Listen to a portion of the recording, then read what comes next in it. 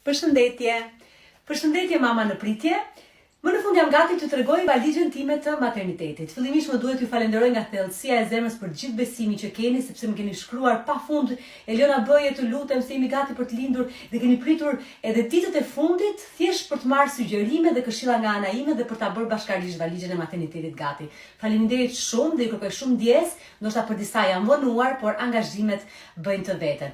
Fillimisht më duhet të theksoj dhe të sqaroj faktin që unë lindjen e parë e kam bërë në maternitetin shtetëror dhe lindjen time të dytë, pra këtë tani do ta bëj në një maternitet privat në Spitalin Amerikan.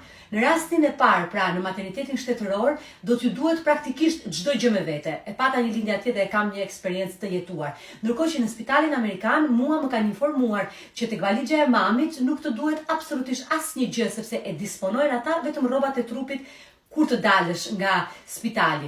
Por, unë e kam përgatitur videon të plot. Pra, siç po thoja, unë do ta përgatis valixhen të plot. Më saktë e kam përgatitur të plot për një lindje që do të bëhet në maternitetin shtetëror, sepse sigurisht jo të gjitha nënat që më ndjekin do të lindin në një spital privat, por shumica prej tyre në spitale dhe maternitete shtetërore, kështu që ju duhet të dini se çfarë ju duhet konkretisht të merrni nëse do bëni një lindje në shtet.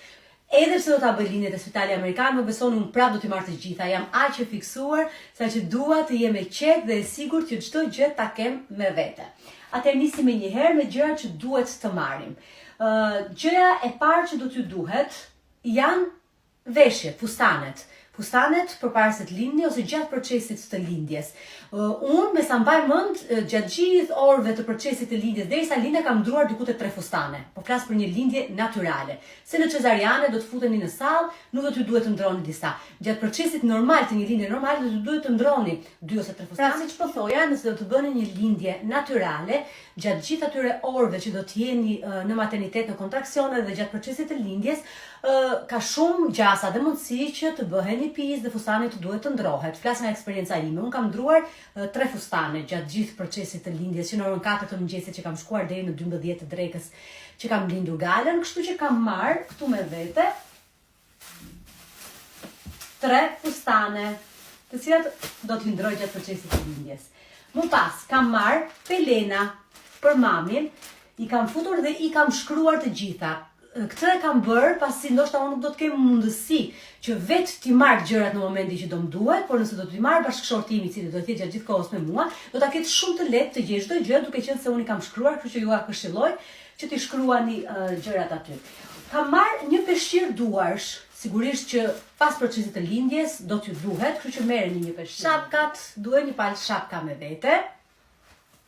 Mos harroni t'i vendosni se unë i harrova tek shtazania ime parë, kështu që ka shkuar bashkëshorti i ka bler. Pra, fustanet gjatë gjithë procesit të lindjes, pelenat e mamit pas lindjes, mbathjet rrjet. Janë dhe mbathjet rrjet, të cilat si për lindje natyrale, si për lindje cesariane janë shumë të mira dhe poshtë tyre vendos pelenën e mamit, shapkat me vete. Kam marrë pastaj disa make-upe. Këtu kam futur se cila vajzë ka make-upet e veta. Se jo, për të bërë një foto të këndshme, që të dukesh më mirë pas procesit të lindjes, tu kam futur disa make-upe me vete. Te kjo qesja këtu kam vendosur skincare-in, pra hidratantin, antidjersën, një disinfektant të vogël, një krëhër flokësh dhe një lidhse flokësh, që edhe këto duhet. Unë i kam marrë në versionin mini që mos e zënë shumë vend. Mos harroni të merrni gjithashtu furçën e dhëmbëve, pastën, si thash unë i kam marrë në versione shumë të vogla, se një ditë do vi, po dhe 2 ditë po të rish prap dalin. Pra i kam marrë pastën e dhëmbëve kështu të vogël, furçe, edhe një shpërlarës goje dhe sapunin e kam marrë në këtë versionin kështu që mos të më bëhet pis, mos të laget kutia, po me këtë kutin plastike e një sapun që do t'ju duhet. Sigurisht jam duke folur për lindjen në maternitetin shtetëror. Të gjitha këto nuk duhen nëse do lindni tek amerikani ose në privat, por në shtet do t'ju duhen edhe fuça e dhëmbëve, edhe sapuni, edhe pasta do t'ju duhet. Gjithashtu, këtu kam vendosur edhe letra të lagura dhe letra të thata, pecelat të lagura dhe pecelat të thata, të gjitha këto për vete.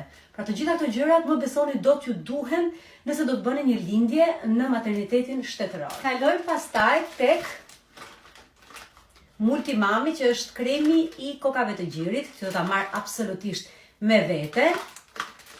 Dhe disa peceta edhe këtu, nëse do më duhen për gjirin.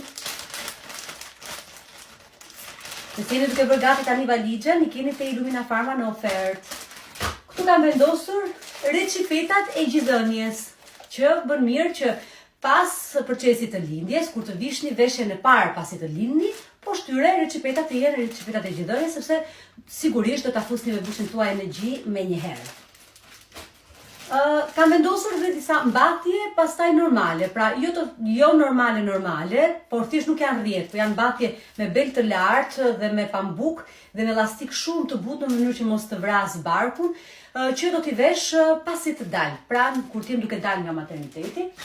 Çorape, mos harroni çorape, dhe këto i kam thoja, në linje me Galen kam harruar të marr çorapet, edhe këto ka shkuar bashkëshorti i kam marrë dhe një ka sjell, kështu që për siguri kam vendosur një 3 palë, mos harroni çorapet sepse ka shumë gjasa të keni ethe pas lindjes. Në lindjen normale, nuk e di cesariane, por në lindjen normale është gjithashtu shumë normale të kesh ethe pas lindjes, dhe unë me njëherë kam dashur të vesh çorape, që nuk i kisha marrë, dhe shkoj mori bashkëshorti.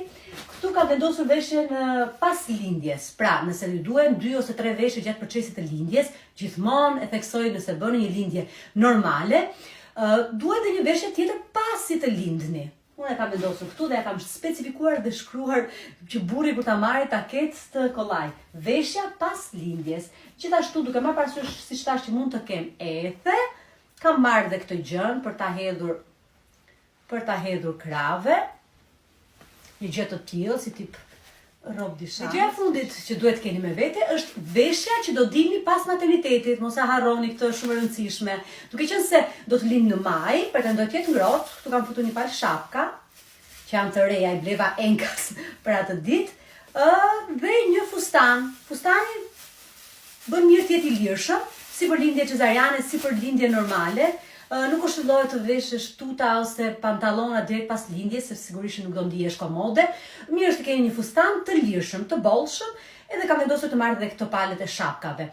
Theksoj edhe një herë që të gjitha këto gjëra, ndoshta ju duken shumë, në një spital dhe maternitet shtetëror janë super të rëndësishme. Flas nga eksperienca, flas nga lindja që kam bërë me Galen para 2 vitesh në maternitetin shtetëror Mbretëresha Gjeraldin, pra materniteti i vjetër. Çdo gjë që kam vendosur unë këtu, të gjitha këto do t'ju duhen nëse lindni në shtet. Pastaj nëse lindni në një spital privat, si në rastin tim tani, tek amerikani, nuk do t'ju duhet asnjë. Mama shpresoj që t'ju kem ardhur sadopak në ndihmë me përgatitjen e valixhes së maternitetit dhe ju që e keni bërë gati dhe nëse kishit harruar diçka.